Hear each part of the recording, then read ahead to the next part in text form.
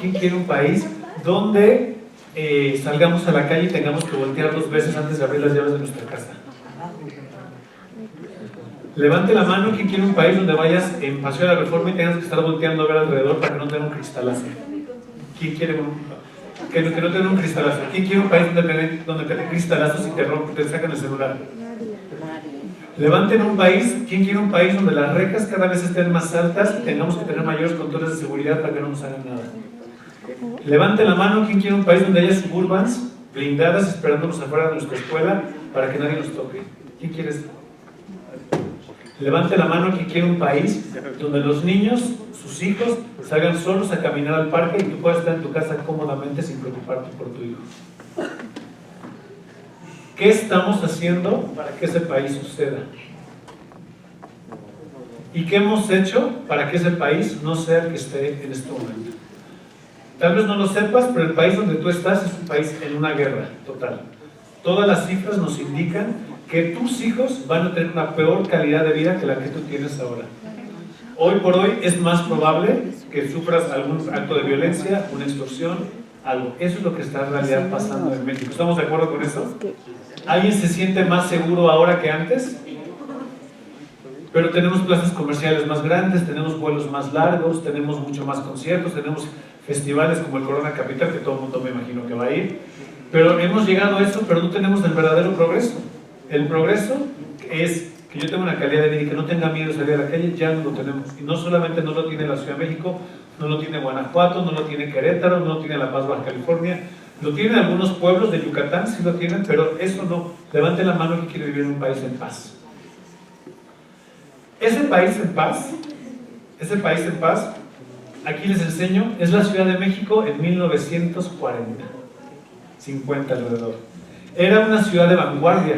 ¿Quién ha ido a Ámsterdam? ¿Se parece a Ámsterdam?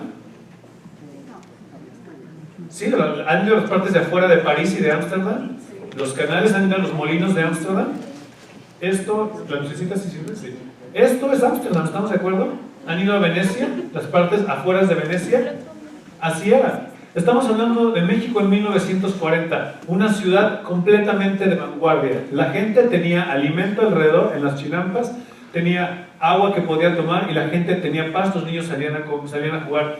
¿Quién de aquí recuerda su infancia en la Ciudad de México? ¿Podían salir a jugar con el balón?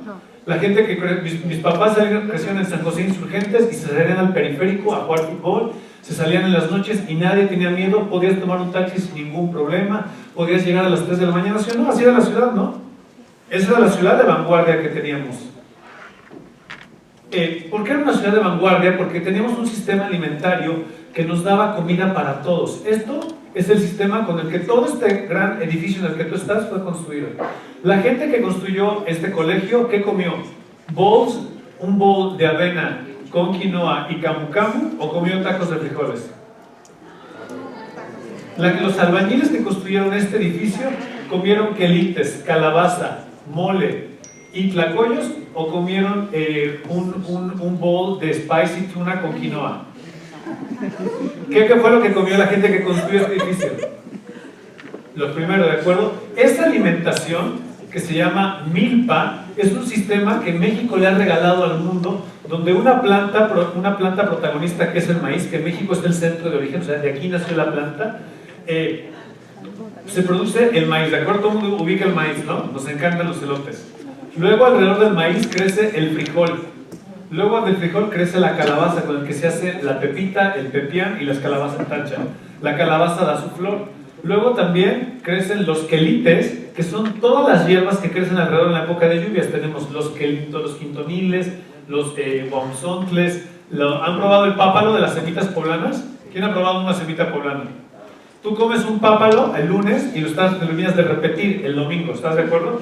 O sea, él se queda. Ese es un quelite. La gente que es mayor, sí o no, en los mercados estaban llenos de quelites antes. Esto, combinado maíz con frijol y quelites, es una gran fuente de proteína. Para construir este edificio o esta obra donde estamos, ¿se necesita fuerza? Un albañil que carga todas las piedras o que carga la mezcla en sus hombros, para hacer esto, ¿carga más que lo que tú cargas en CrossFit? ¿Sí? Claro, o sea, estamos hablando de que lo hacen en un espacio que no es cerrado, al sol y con lluvia y frío. Eso es tener fuerza. Un albañil, ¿estamos de acuerdo que tiene fuerza? Porque va por tablas. ¿Qué comen los albañiles? Un smoothie de leche con almendras, con azaí, o comen milpa. Entonces yo te pregunto, ¿dónde está la verdadera nutrición de la fuerza? Porque si nos vamos a fuerza, esto lo da. Esto es el sistema con el que todo el país creció y se alimentó hasta hace 50 años. La planta, este es el maíz. ¿Conocían el maíz morado? Sí. ¿Conocen el maíz rosa? El maíz pinto. Este maíz morado se produce a 20 minutos de aquí, en el pueblo de Coyoacán, Estado de México. Este es el maíz. Somos el centro de origen, de aquí nació la planta. Antes era muy chiquita, la fueron mezclando, y de las 220 variedades de maíz que hay en todo el país, en todo el mundo, 64 son de México. Esto es lo que da la milpa: los frijoles, los guamzontles. ¿Han probado los guamzontles con queso? Bueno, si no, ahorita lleguen a su casa, mamá, vamos por unos guamzontles.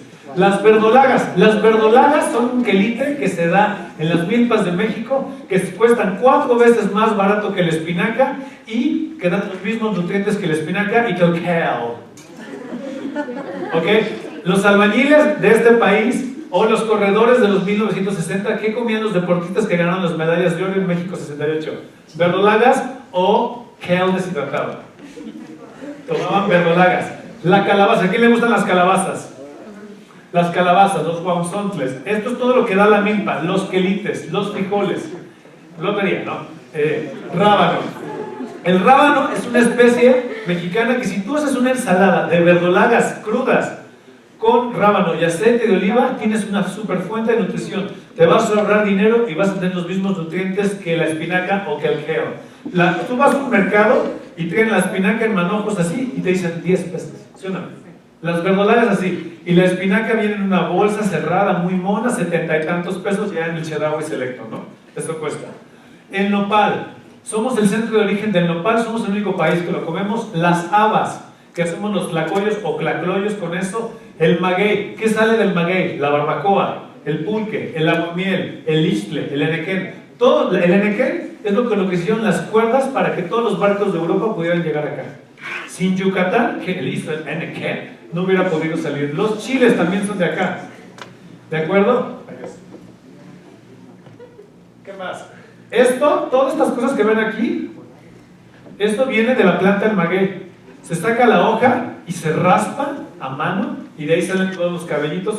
Son como las venas y arterias del maguey. De ahí sale el pulque, que es la bebida con la que todos tomamos, que es una bebida isotónica que te hidrata, que es buenísima, que hace lo mismo que el Yakult, pero sin contaminar y sin azúcar, y que además, entre más pulque hay, más magueyes hay, y si hay más magueyes hay mejor erosión del suelo, y si hay más erosión del suelo hay mejor lluvia, y si hay más lluvia todos tenemos agua, y si hay agua hay paz. El día que no haya agua, ahí sí va a comenzar la guerra.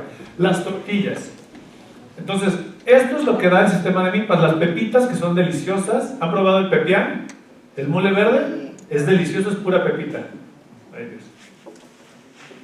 Entonces, el choconostle, que viene de los nopales. Tenemos una gran cantidad de frutas que vienen del maguey, del nopal. En África se están llevando a cocineros mexicanos para que les enseñen cómo hacer nopales, porque el nopal solamente lo usan como alimento de animales. Y aquí lo cocinamos, rellenamos las pencas. El huitlacoche, que es un alimento súper gourmet. La gran variedad de tunas, que ya pasó la temporada, los quelites. El amaranto, que es una gran fuente de proteína.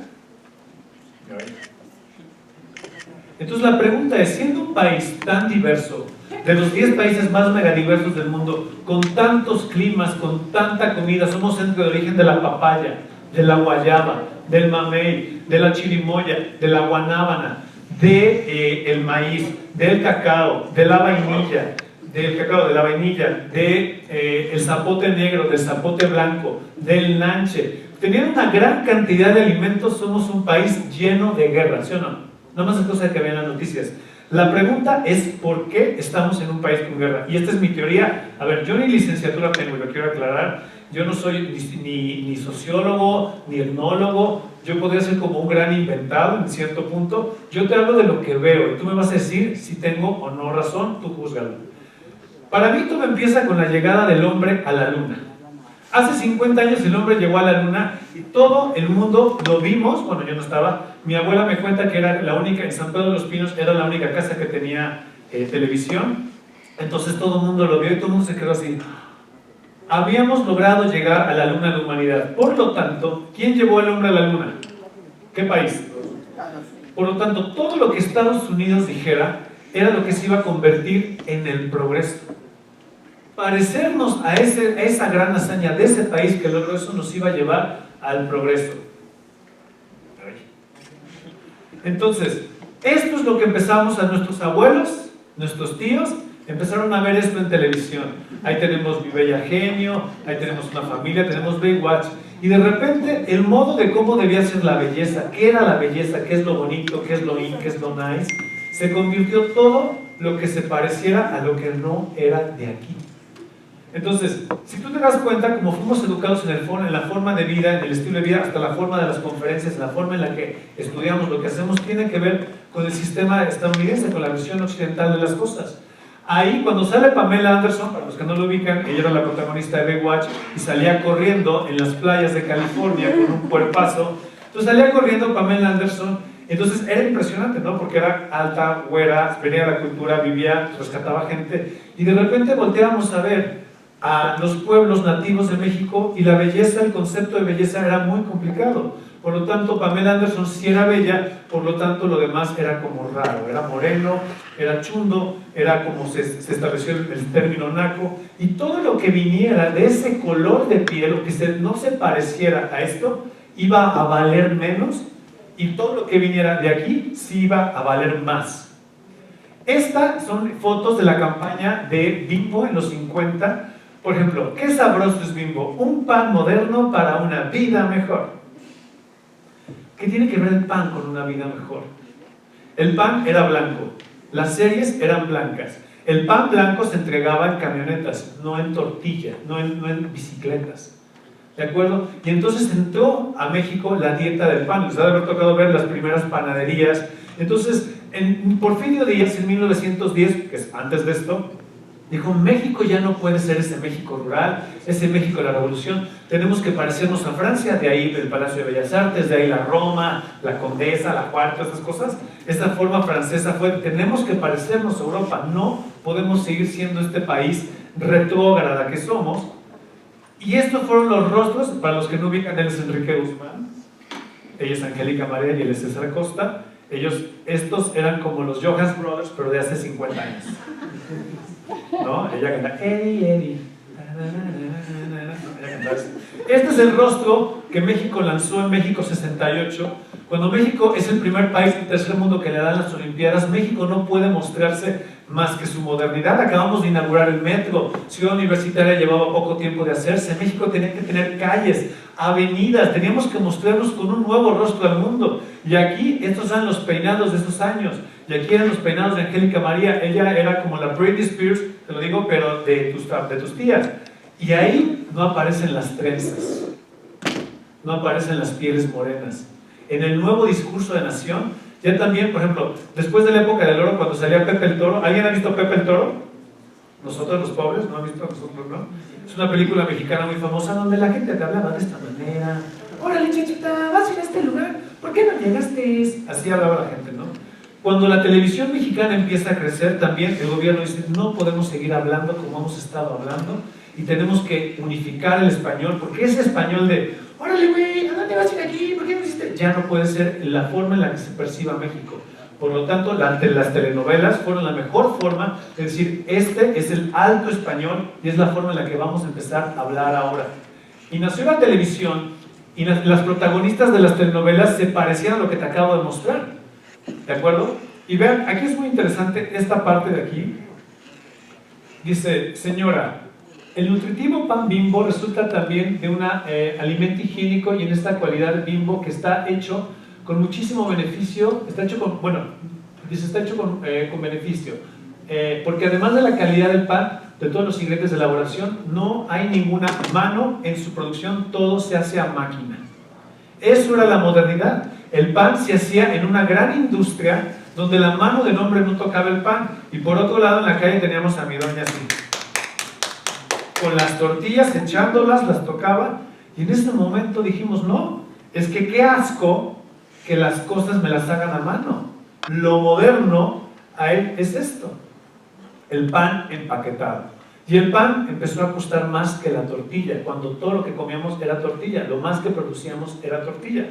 Entonces, esta es la publicidad del pan, ¿no? Sus manos son las primeras en tocarlo, ¿sí lo ven ahí?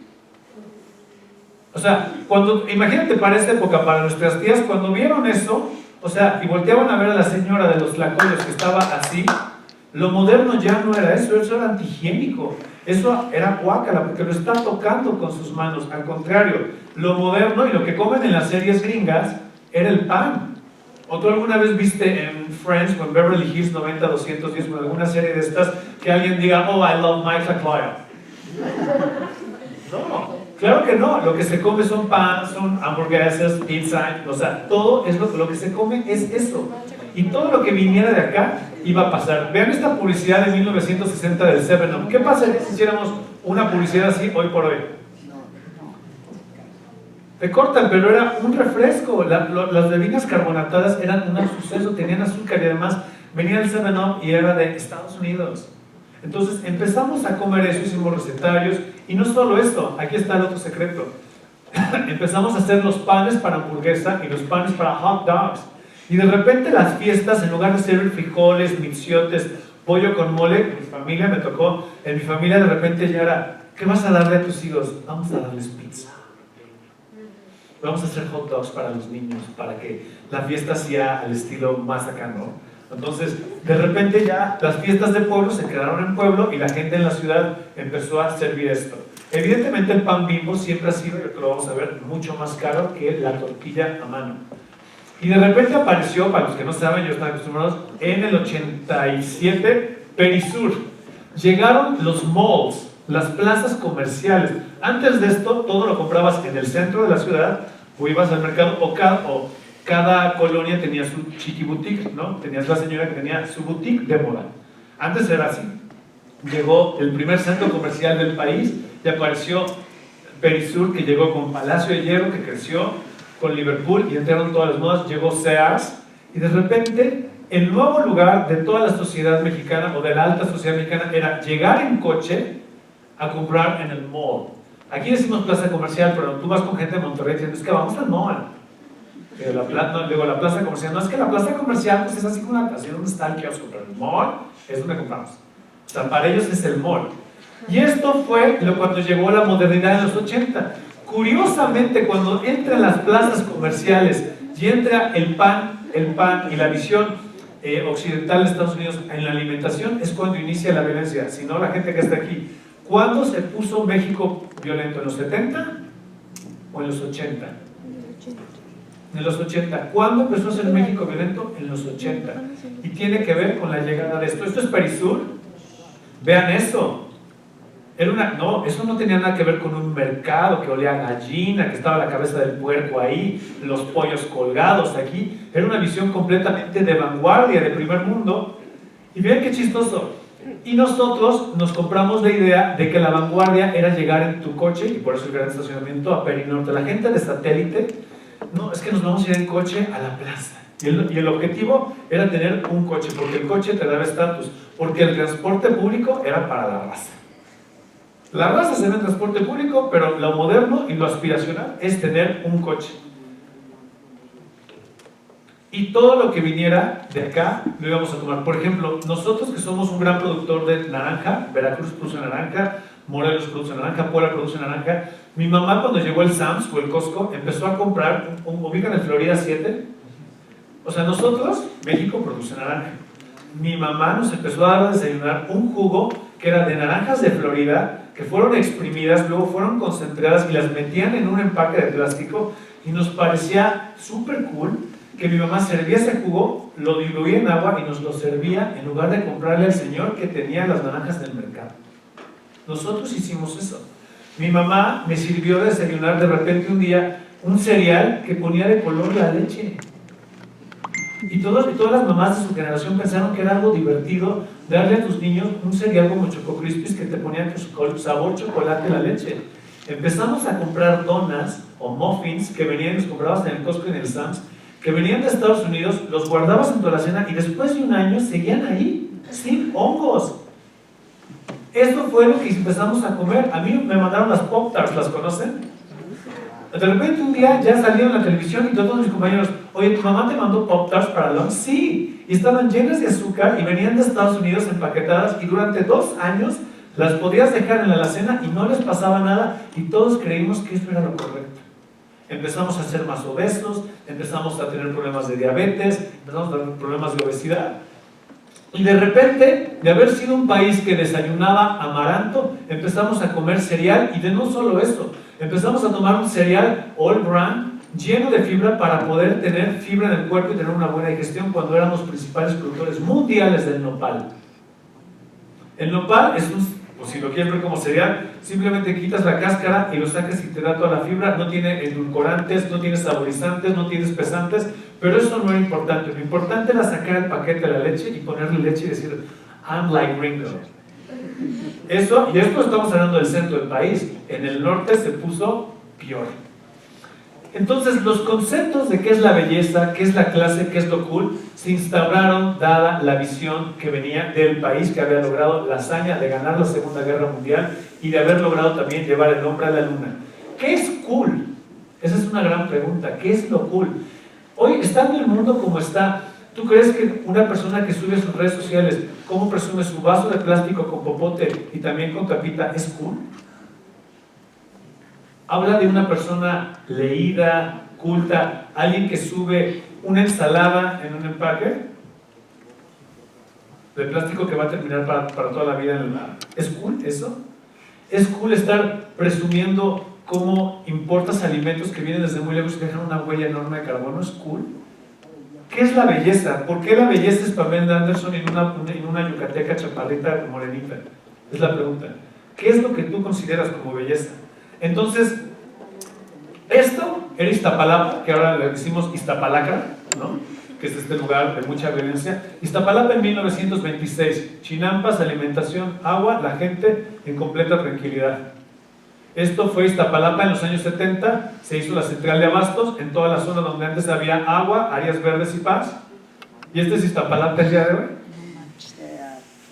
O sea, Iztapalapa tenía una calidad de vida de primer mundo, con niños saliendo a la calle, con niños con agua, con alimentación local, con su huerto urbano al lado, y lo destruimos para darle paso al progreso. Y lo peor es que en México nos quedamos con la peor visión del progreso, porque ni aplicamos el progreso correctamente. Esta era la visión de Europa, el mantener los ríos mientras nosotros los entubamos. Este es el río Viaducto. Cuando vas al aeropuerto, a tus vacaciones, a Las Vegas, ahí. Entubamos los ríos, y mientras París y todas las ciudades de Europa que realmente tenían el progreso apostaron por trenes masivos para que la gente de alrededor de las ciudades pudiera llegar al centro más rápido y sin coche, en México nos dedicamos a cacarear que teníamos autos, y hoy por hoy el desastre de tráfico que tenemos por haber malentendido el progreso. Esta es la publicidad del Palacio de Hierro. Entonces, tu color de piel no vale, lo que comes no vale, tus tradiciones no valen, y la única forma y momento cuando va a valer lo que sea mexicano es el 15 de septiembre. Ay, sí, tostadas, tacos, pambazos, panuchos, y cuando venga el presidente, ahí vamos a ver, va a bajar del aeropuerto, ya debe estar la mujer bailando, pero cuando sea la fiesta, cuando sea una cena de gala, ¿alguien me puede decir si ha habido una boda donde sirvan guacamole? ¿Alguien ha ido a una boda donde en lugar de servir sopa de entrada, una crema fría, sirvan frijoles de la olla? ¿Alguien ha ido a una boda donde en lugar de celebrar con un vino espumoso o una champaña, sirvan con mezcal? Y la pregunta es ¿por qué? Porque es un evento importante. Entonces la comida mexicana, la comida local no es importante. Esa es la pregunta. ¿Por qué un pesto está por... ¿A quién le gusta el pesto? ¿Por qué el pesto está por encima del mole verde? ¿Alguien me puede decir la técnica con la que está hecho el pesto, que es completamente más difícil que la tostada de la pepita y la molienda en metate de un mole verde? ¿Por qué la pizza es mucho más cara que la tlayuda? ¿Por cuánto cuesta un croissant en el Starbucks? ¿40 pesos? ¿55 pesos? ¿Alguien ha pagado a más de 60 pesos por un tlacoyo? ¿Por qué? Porque el tlacoyo es tlacoyo y la pizza es pizza. Es más, ¿alguien ha pagado? ¿Cuánto valía esta blusa? Esta playera, perdón. que en Saks Fifth Avenue, ¿alguien ha visto algo como esto? ¿Alguien lo ha visto en Antara? Yo he visto, hay un Hermenegildo Seña en Antara y hay un Hermenegildo Seña en Saks Fifth Avenue. Quiere decir que repiten los conceptos. Esto es más exclusivo que lo que tenga todo Centro Comercial Santa Fe. ¿Cuánto debería de valer esto? Porque además está hecho a mano. Si yo voy a Gucci y le digo, oye Gucci, quiero comprarte una playera, me la llevo, ¿no? Pero si yo quiero que los diseñadores italianos me hagan la playera, ¿es más caro? ¿Cuánto entonces valdría esto? Esto viene de Chifón, Chiapas. Porque esto es mucho más barato que una playera hecha en máquina de cualquier marca como Abercrombie. Y ahí justamente es que inició la guerra del país. Tu color de piel, tus tradiciones, hasta tu lengua. Hasta hace pocos años, los libros de texto gratuitos de todas las comunidades rurales llegaban y decían, tu libro de texto está en español, pero yo no hablo español, yo hablo mazahua, no me importa, tienes que aprender español. Tienes que aprender español, no me importa que hables otomí, no me importa que hables lacandón. Entonces, todo lo que tú eras, todo lo que naturalmente te sale, que es la mexicanidad, no vale, y lo que vale es esto. Y hoy por hoy, en la ciudad en la que tú vives, se están matando para quitarte un celular. ¿Qué hemos hecho tan mal que hemos creado una sociedad donde vale más el celular que una vida humana? Y todo tiene que ver con el poder. Esto, si tú buscas trimestre más violento en México, es lo que te va a aparecer. Estamos en el año más violento seguramente. Tenemos un problema enorme de migración porque lo que le pasó a México le pasa a Centroamérica. Y esa es la pregunta, justamente. Cuando no tienes, cuando todo tu color de piel no vale, tu lengua no vale, lo que comes no vale, y la gente sí empieza a pagar más, lo voy a mostrar aquí rápidamente, si paga más por el pan blanco, entonces la pregunta es, esta es la realidad del país en cualquier pueblo de México. Mi color de piel no vale, mi lengua no vale, y el único poder que voy a tener contigo es el ejercer el poder de la violencia. Entonces, si yo nunca he valido para el país, yo solamente aparezco en los comerciales de televisión cuando son comerciales de gobierno o del Instituto Nacional Electoral. Pero ¿han visto a una yucateca o una persona morena con cara cuadrada salir en un comercial de Telcel? ¿Han visto a alguien muy moreno que no sea guapo, digamos, que salga en los comerciales de Nike? Salen negros, eso sí. Pero ¿han visto a alguien latino con los dientes chuecos salir en un comercial de HP? ¿No? La paleta de colores del país, que es enorme, tenemos muchas formas de colores, ¿no? Y solo aparecen rostros principalmente blancos. Por lo tanto, o que se parezcan al estilo norteamericano. Por lo tanto, el único poder que yo tengo es el poder que yo tengo cuando tengo una pistola o cuando tengo la capacidad de robarte y lo voy a usar. Por eso estamos matando gente por quitarle el celular. Esta es la realidad en un país. Una tortilla hecha a mano en un pueblo de Tlaxcala, un kilo de tortilla cuesta 12 pesos. Un kilo de tortilla a mano. O sea, a mano quiere decir que es de diseñador, que es hecha en el momento que hay una persona que se está quemando la yema de los dedos para voltear las tortillas, que calentó el maíz, que le puso agua, que lo enfrió, que luego hizo la mano, a mano tortea la tortilla, lo pone, y para que tú tengas esta tortilla deliciosa, se quema los dedos. O sea, esta tortilla cuesta 12 pesos en Ixtenco, Tlaxcala, a 2 horas de aquí. La tortilla a máquina, con harina de maíz, que no sabemos qué trae la harina de maíz, puede ser más seca, cuesta 13 pesos. La máquina gana más que una mujer. Esto es el pan blanco comercial. Un kilo de tortilla cuesta 12 pesos. 680 gramos, o sea, menos del kilo, cuestan 33 pesos. ¿Cuántos ingredientes tiene la tortilla a mano? 3, maíz, agua y cal. ¿Cuántos ingredientes tiene el pan blanco? 20. El segundo ingrediente del pan blanco es el jarabe de alta fructuosa, o sea, un endulzante. Esta es la realidad que he vivido. Si yo soy una mujer que vivo violencia, como 6 de cada 10 mujeres en un hogar, me dedico simplemente a echar tortillas a mano, ¿voy a dejar a mi marido para una vida independiente si me pagan a 12 pesos el kilo de tortilla? No. Pero dices, es que México es un país pobre, no tiene dinero para pagar mejor por el maíz, entonces ¿qué está vendiendo Bimbo y Wonder? Y Marinela, y Coca-Cola. No estamos en contra de esas marcas, ¿no? Dan muchos empleos. Lo que yo estoy en contra es de que creamos que valen más que lo que naturalmente se hace. Entonces, para acabar todo esto, es lo que produce el país, y estos son superfoods. Yo sé que tal vez tu nutrióloga o tu Instagramer no te lo dice, pero él con esto, así, con esto, se construyó Teotihuacán, se construyó Cacaxtla, se construyó Xochicalco y Chichén Itzá, a base de la cruza de maíz, frijoles, nopales y quelites. La gente que tomaba, la gente poderosa que cargaba esas piedras, tomaba bebidas de maíz y de cacao y frijoles. ¿Cuáles eran sus snacks? Las alegrías de amaranto con piloncillo, con miel de abeja. ¿Y qué desayunaban? Atoles. No desayunaban un café. Y esa gente andaba en huaraches, sin chamarras térmicas, ante la lluvia, y cargaba piedras enormes. Más de lo que tú vas a cargar en tu próxima Spartan Race, ¿no? ¿Qué de qué comían? Tlayudas y chapulines. Y comían insectos también. Porque es chistoso, ¿no? Guácala los insectos en México, pero vamos a París y sí pedimos los escargot. Porque no sé. Pero en México, guácala comernos los escarabajos. Pero en Francia, no. Hay guácala comer las carnitas. Pero ¿qué tal pedimos el foie gras en París, no? Que si nos vamos a cómo se hacen las cosas, el foie gras es muy asqueroso. Si vamos a hablar de algo gourmet, hablemos de chicatanas, hablemos de escamoles, hablemos del pozol, que es la bebida de todo el sur del país. Y si vamos a hablar de buen chocolate, pues ahí está Tabasco.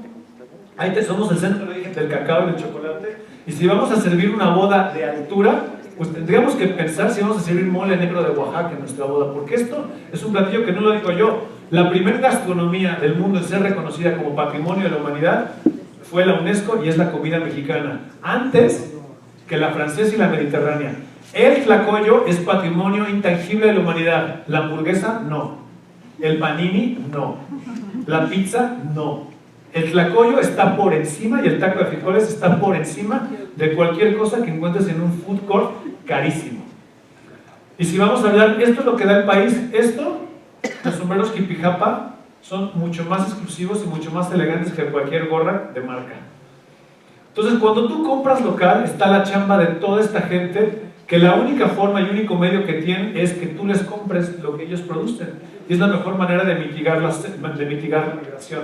Paiquilleros, productores de flores, agricultores. Dime qué es más exclusivo, la Coca-Cola o el pulque. El pulque. Si tenemos pulque, tenemos buena erosión del suelo. Si hay buena erosión del suelo, hay buena humedad. Y si hay buena humedad, hay lluvia. ¿Quién bebe agua? Cuando la gente de las zonas marginadas no tenga agua, ¿se va a violentar o se va a pacificar? ¿Qué bebida nos garantiza agua para todos? ¿Las bebidas carbonatadas industrializadas o el pulque? Entonces tú dime, esta es la forma en cómo se hace el chicle. Este es el árbol del Chico Zapote, este es Don Severo, a la mitad de la península de Yucatán. Él se sube, yo fui con él, tiene 75 años, yo hago gimnasia, ballet y hago crossfit, ¿no? Este señor llegó con su cuerda, empezó y así como koala, empezó a subir por todos lados. Yo no pasé de 10 centímetros, o sea, un ridículo. Este señor tiene que subir hasta arriba, empieza a cortar el árbol, lo deja descansar y empieza a salir la savia que va en zigzag. Abajo hace una bolsa, de ahí esto lo hierve y luego lo empaqueta, le pone miel de agave y sale el chicle. Si no hay árboles grandes, no hay chicle. ¿Qué chicle vas a comprar? Este es el chicle que se produce a 200 kilómetros de Playa del Carmen y de Tulum. O sea, el chicle se produce desde Panamá hasta Veracruz. Entonces, la pregunta, chicos, lo que nosotros hicimos con Bonito Tianguis fue decir, tenemos que aplicar todo esto a un evento donde la gente conozca todos estos procesos ancestrales que son completamente sostenibles, que nos llevan a que todos comamos. Si nosotros invertimos de verdad, empezar a reflexionar sobre qué estamos comiendo y el impacto que tiene lo que ponemos en el plato, el apoyo a toda la gente de las zonas rurales es lo que nos va a llevar al verdadero proceso de paz que tanto necesitamos. No tiene que ver con un proyecto de gobierno, no tiene que ver con un proyecto de lo que va a hacer la Secretaría, sino lo vas a decidir tú cuando empieces a cuestionarte por qué estás poniendo lo que estás poniendo en tu carrito de súper, por qué pagas lo que pagas por lo que pones en tu carrito de súper y de entrada, ¿por qué vas al súper? Esa es la primera pregunta que yo te haría. Porque la realidad es que el verdadero lujo, la verdadera exclusividad y la verdadera clase y lo verdadero cool es conocer el rostro de la gente que está detrás de quien produce tu comida. Porque lo que más hacemos como humanidad es comer. Lo hacemos 3 veces al día. Y lo que tú pagues por lo que comes es lo que va a definir quién va a migrar en los próximos 20 años. La secretaría más importante no es gobernación, no es la defensa. El secretario más importante es el secretario de Agricultura. que se llama Villalobos, y ese es el más importante. La profesión más importante no es el contador, no es el doctor, no es el abogado, es el agrónomo y el campesino, porque ellos son los que nos van a dar la comida para todos nosotros. Entonces, la patria no tiene que ver tanto con cantar el himno nacional, no tiene que conservar la bandera. Para mí la patria tiene que ver con regresar a conocer cómo es que una civilización antes de nosotros ya demostró que comiendo la milpa se puede crecer en paz y sin destruir el medio ambiente. Yo no puedo cambiar lo que decida López Obrador, yo no puedo cambiar las reformas por el Tratado de Libre Comercio, pero yo sí puedo cambiar lo que pongo en el plato de mi mesa. Y eso puede transformar o construir un mundo. La decisión es tuya.